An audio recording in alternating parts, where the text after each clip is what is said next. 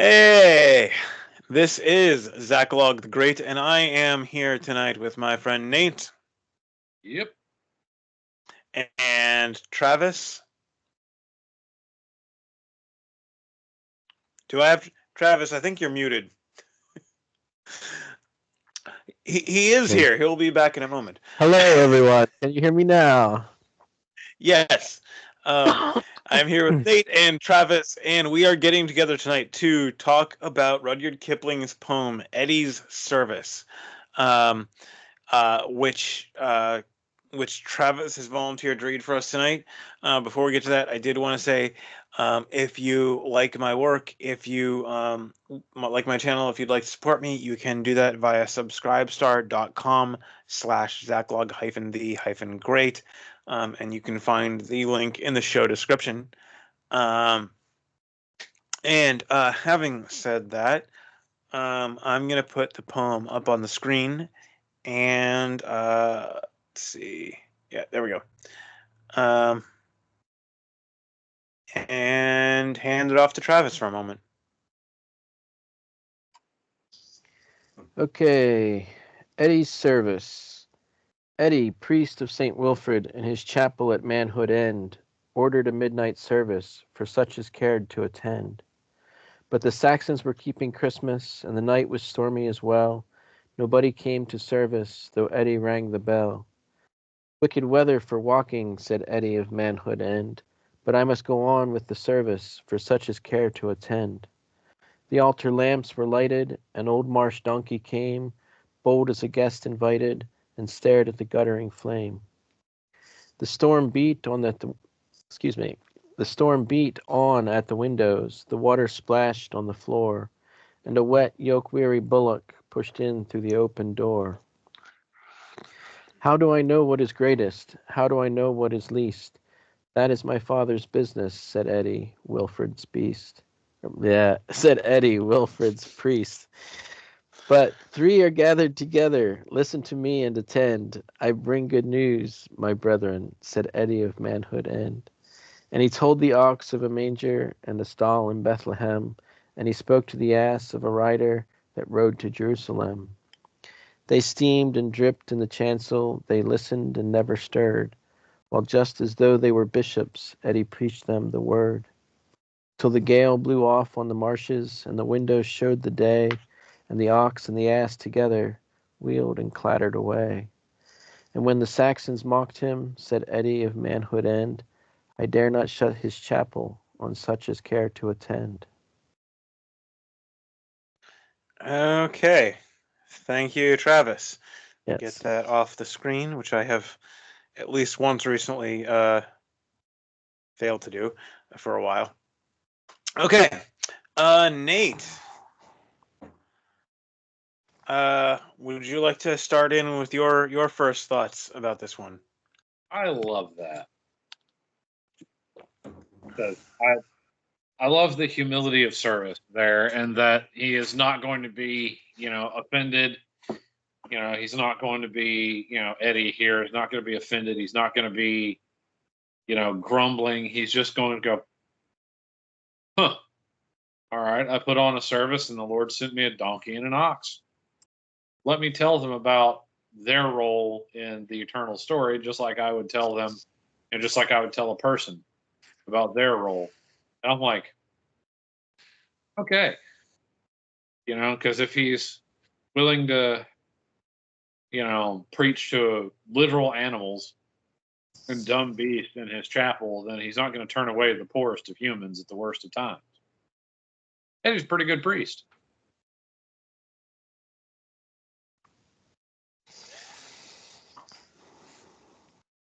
Yeah, and there's there's several things like going on here. Okay, now for one thing, and I was talking to Travis about this a little earlier. St. Wilfrid, real person. Manhood End, real place. With a chapel there.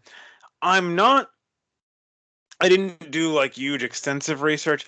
I don't know if Eddi is a Rudyard Kipling wrote a story about this, but I don't know if Eddi is a historical character. or just a character from Kipling's story. So this poem is like following on that story later on. I think that's the conversion of Saint Wilfrid. Let me see if let me find that. Yeah, the conversion of Saint Wilfrid is the title of the story, and so this poem is like following the same story a little bit. But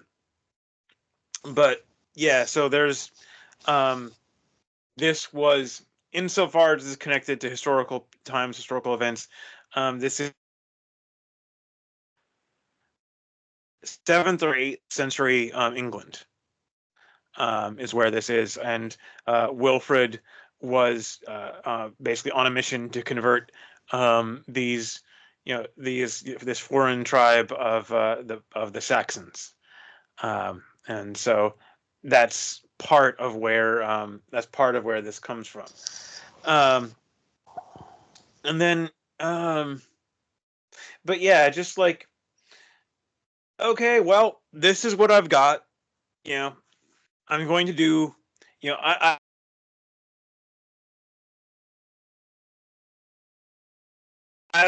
for the mission. Okay, I'm gonna do it.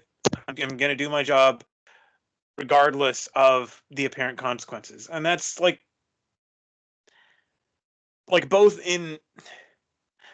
There's a couple different ways that can go. For one thing, there's like, okay, this is the job God gave me. I'm going to do it regardless of consequences. I guess I'll get killed. Okay, that's one thing, and that's like a real thing, and we've got a lot of those people. Or this is the job God gave me. I'm going to do the job. It seems kind of futile. It seems kind of useless, but that doesn't excuse me from doing my duty. And that's, it's a lot less flashy than martyrdom, but it is an example of the same kind of faith. I think you're muted.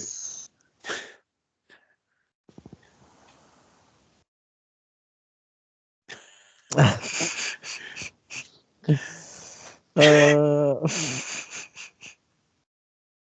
was wondering if the mic on those worked, and it doesn't. This is a shoestring operation. Shoestring operation, and I'm wearing pandas.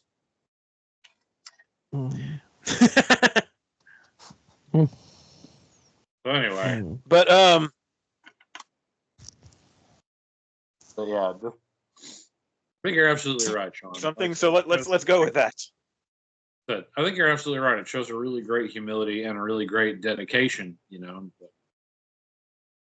feel like a lot of churches these days would struggle to replicate. Do I have that one? So it just, now that I think about it, it also reminds me of a book by Frank Peretti. I do not have it here. I don't know. Are either of you familiar with Frank Peretti? I'm familiar with who he is and what he writes, roughly. But yeah, there's a Christian fiction author. I haven't read any of it for a while, but I think he did. I think he did better with that than with that field than I think a lot of people have. In one of his stories, The Prophet, I think it is. Basically, this guy is a journalist, and if I recall correctly, the story, like, abortion is the contentious issue, and like he starts out at least relatively liberal, pro-choice, and as it goes on, like, he finds out more and more that, like, the story he's been told is not how things are really working, and he basically feels called to tell the truth, whatever it means.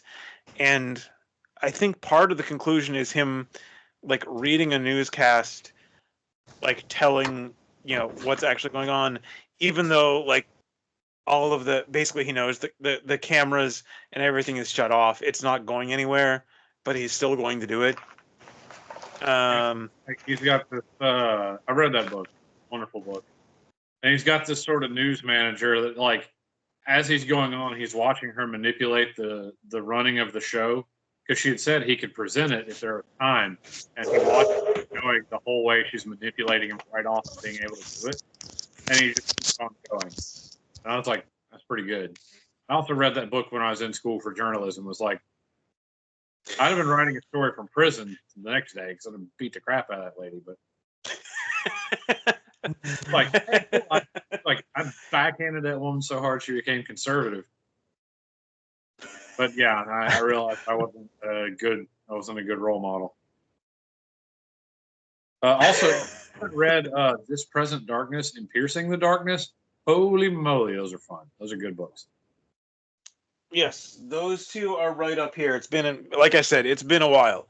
It's been a hot minute since I read them too, but I'm like, okay.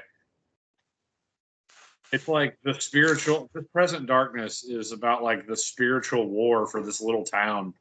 And like, I mean, you've got like, the ne'er-do-wells and all the decent Christian people and the kind of people that are caught in the middle, and the angels and demons are all around. It is awesome.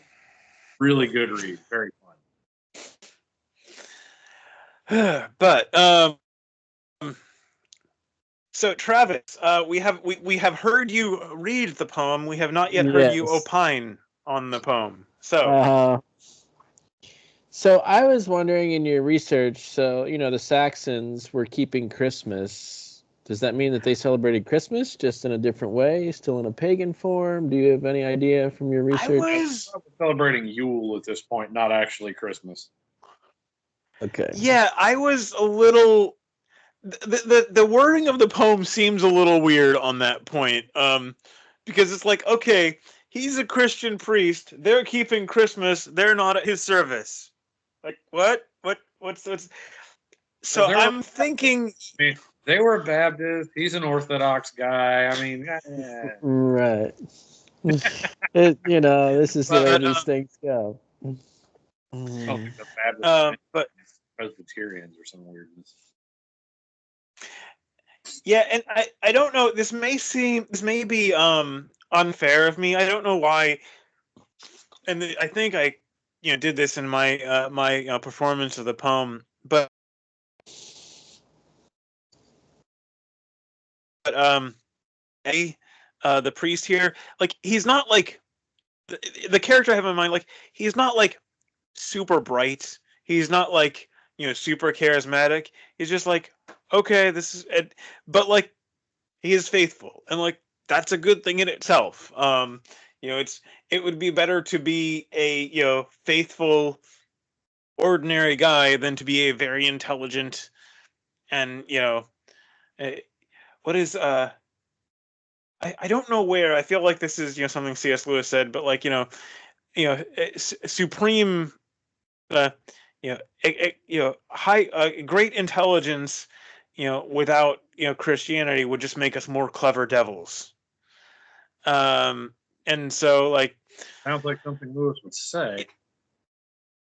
And so, but yeah, I don't know quite where, but it's like, yeah, it's in some ways, what is it? Well, and it's the what is it? The better a thing can be in its good form, the worse it is when it's gone bad, and and so in that form, in that sense, being not terribly clever but faithful is good. Being very intelligent and faithful is in some ways better, but like being very intelligent and not faithful is very, very dangerous. By the way, who's running who's running a lot of the world today? What actually? Wait, no. Today, a lot of them are stupid. Not very bright, but misdirectedly faithful. Actually. Yeah, I was thinking. I was like, well, a lot of them actually aren't that bright anymore. So I mean, there have to be some intelligent people somewhere in this whole mess, but I don't know. But yeah, like for me, this is something. Not really. Most of them are not really, really bright people. It's people that are bright enough. Yeah, and it's they can understand what they have to do to drag the lowest common denominator, and so they do that. Like, how do we get to the very bottom of your motivation and just play on the most base sentence? That's what we're going to do.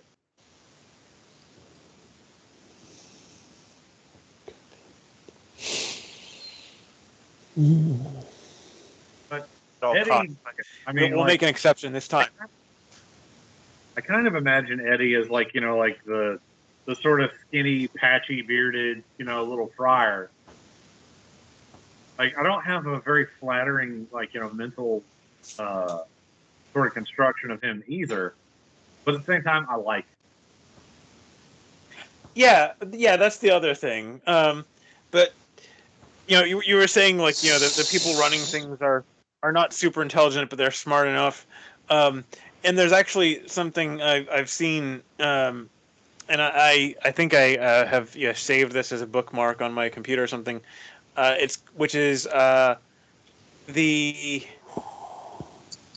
title that goes with it is the inappropriately excluded, and basically his contention, looking at all these different things, looking at all these different measures, is that our society is built in such a way that people who are too high IQ, having a high IQ up to a certain point in career advancement and in a lot of these opportunities, but then when you get past that point, it actually starts working against you. And if you look at all these fields, including, by the way, things like doctors and college professors, the smart up to I think it's 120 is 130 IQ. There's a lot of those people. Past that, they start, in proportion to how many of them there actually are, they don't show up very much. And so very high IQ people, nobody knows what to do with them, and so they're just kind of cut out. Yeah, because you get a 95 IQ middle manager trying to deal with a 130 IQ, savant in the field. They're not going to get along, but the manager's going to win that every time and get that guy shuffled off. There's no. But once things become bureaucratized, those people get weeded out. They don't. But anyway, as the saying goes, to get back to the poem. How about I'm bringing us back to the poem? So my favorite stanza is number 6. How do I know what is greatest? How do I know what is least? That is my father's business, said Eddi, Wilfred's priest. And I think that's, that's kind of the duty of the servant, is to do their job and to keep the chapel open. The last line, I dare not shut his chapel and such his care to attend. It's not his job to decide who shows up or what they take from the lesson. It's just his job to have it open and to give the lesson, and then from there it's not on him anymore. And I think that's definitely an attitude of service and responsibility. It makes me think of a time I lived in New York City, and I was attending this little church, and we ended up starting a breakfast for people that lived in a homeless shelter for people that had AIDS, 2 doors down. And we'd have this breakfast in the mornings, and you never knew who was going to show up. Some mornings there might be 13 or 14 people. The next morning there might only be 2. But I remember Usually there was somewhere in between, but I remember the morning where only 2 people showed up, and I don't know if it was special for them, but it was special for me because I got to just sit there and hang out with these 2 people instead of, needing to attend to multiple people, and just got to hear their stories.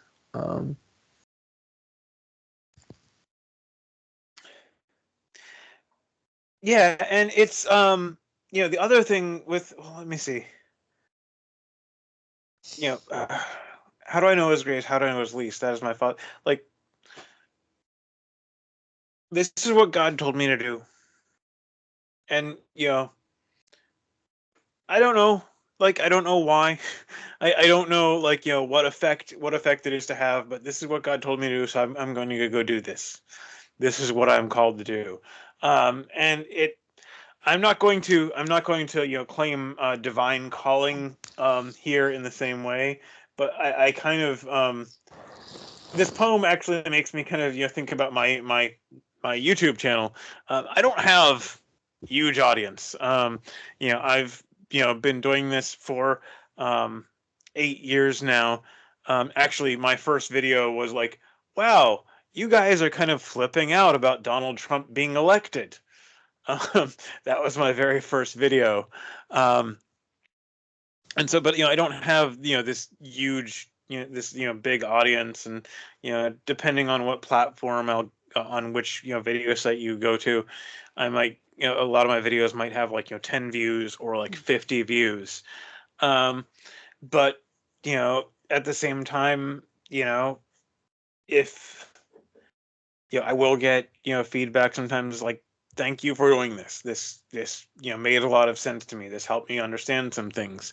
And it's also and I think this was from author John C. Wright.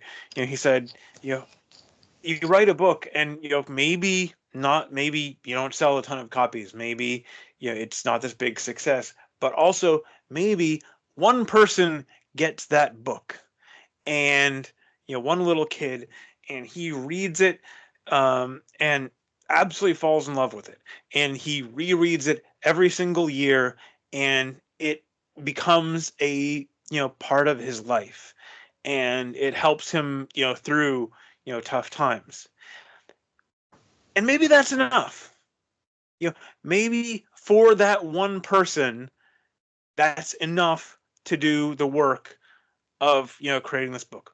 That maybe for that one person, that's enough to do the work of memorizing and performing these poems and doing these discussions.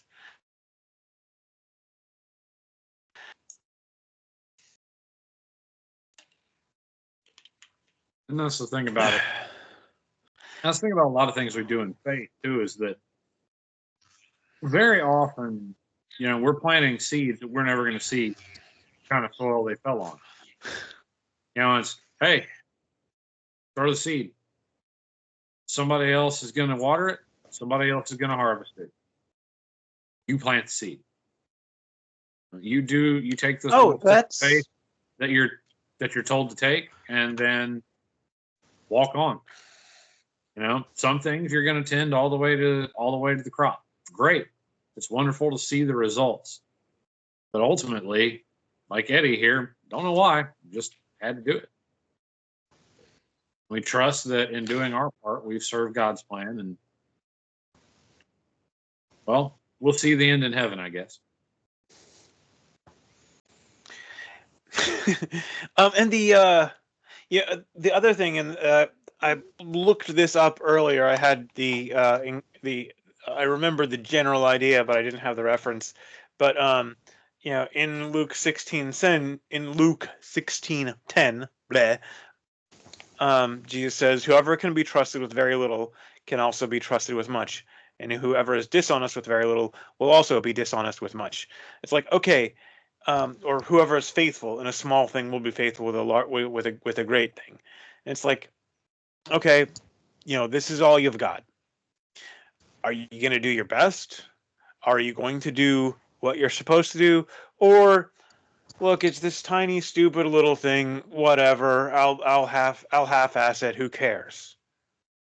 Okay, well, if you do that with something small, you're gonna the same attitude that you're the same person. You're gonna have the same attitude if you get something bigger.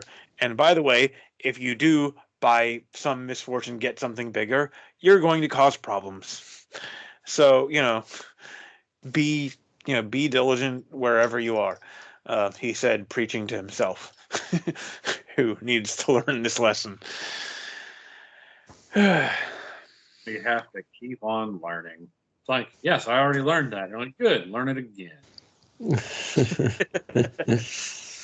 another coat of paint on that one, big dog. Get some more. Stain that a little deeper. Varnish that a little more brightly. So the other thing I think of. Well, and that's Go ahead. Go ahead. No, go.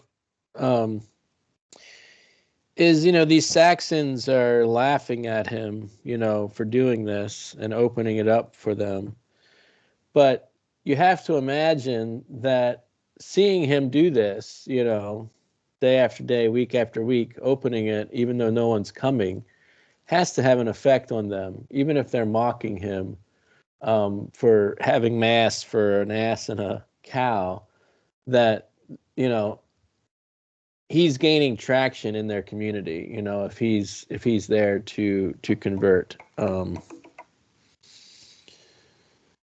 So thought I have. True.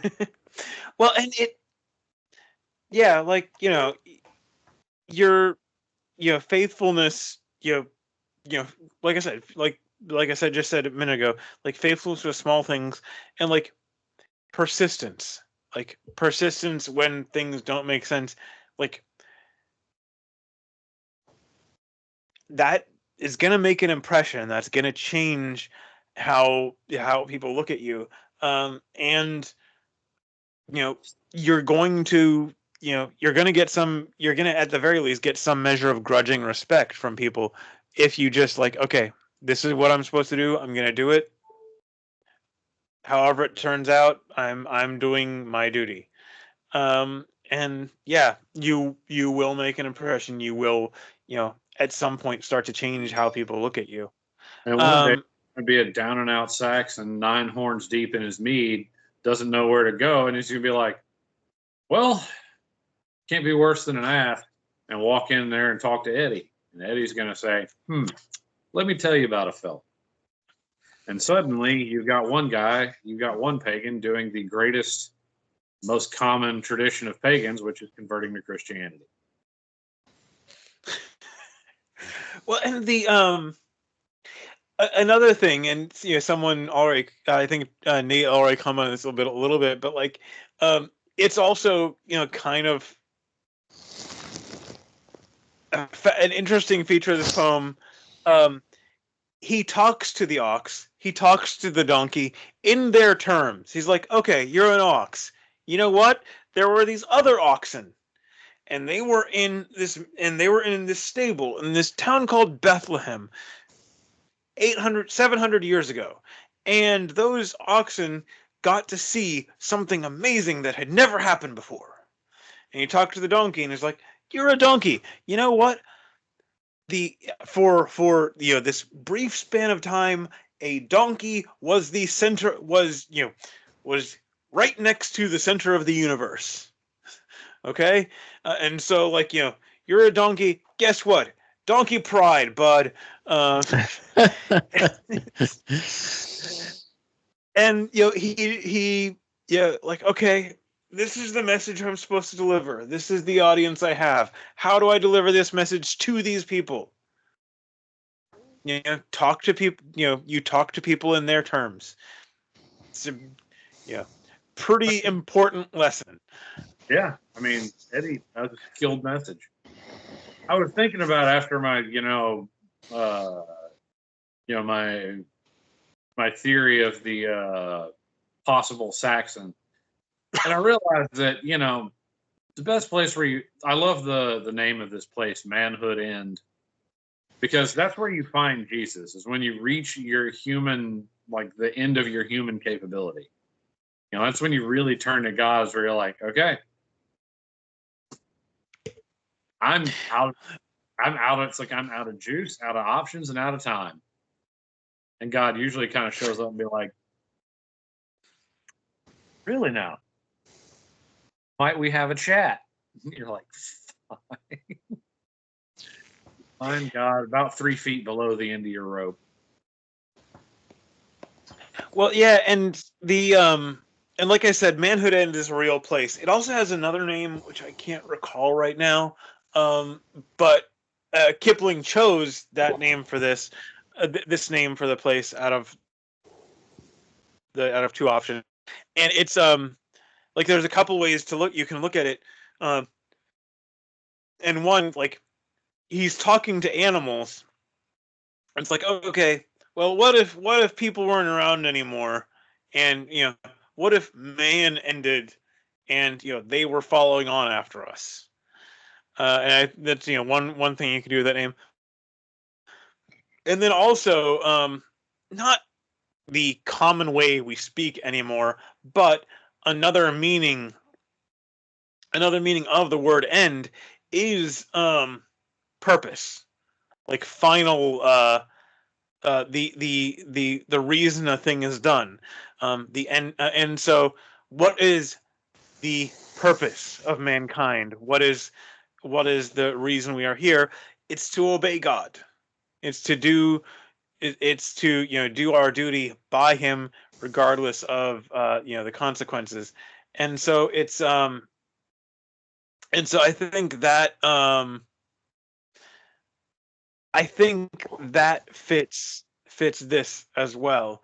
And it is interesting when you can take choices like that and look at different angles on it.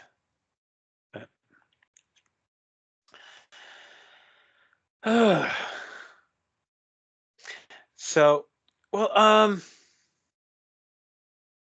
and kind of like we were saying earlier, while just as though they were bishops, Eddi preached them the word. He's like, okay, this is my audience. I'm gonna give the best sermon I can right here for this audience, and like I'm not slacking off. He who is faithful with little will be faithful with much.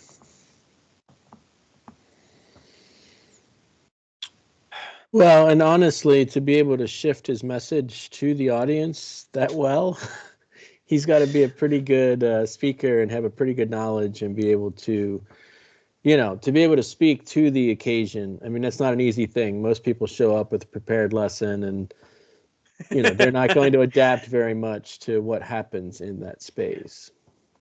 So it could be I was underestimating Eddi. Yeah, could be.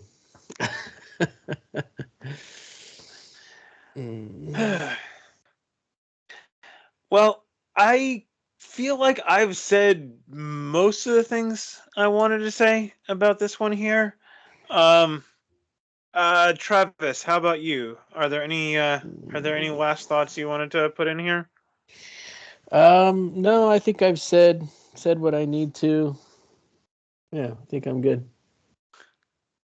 And Nate. I think this is a beautiful picture of faithfulness and wisdom working together. I don't know what Eddi's been through before this to learn the lessons he has, to have this very beautifully wise attitude that, I think I agree with Travis that stanza 6 is the best, where he says, I don't know what is greatest and least. That's my Father's business. He says, I trust God. And that is the wisest thing. And he is wise enough not to try and put himself in the middle of whatever it is God's trying to do. Not trying to get in the way, not trying to be too good. And so if I can apply myself and learn my lessons and be the kind of shepherd that Eddi of Manhood End is, I think I'll be doing pretty good. And I have a goal. Be the kind of man who could preach to animals with the same fervor and joy as I would preach to my fellow man, and maybe I'll be worthy to preach to those fellow men. Okay. Well, thank you both for joining me tonight, and God be with you. And with you.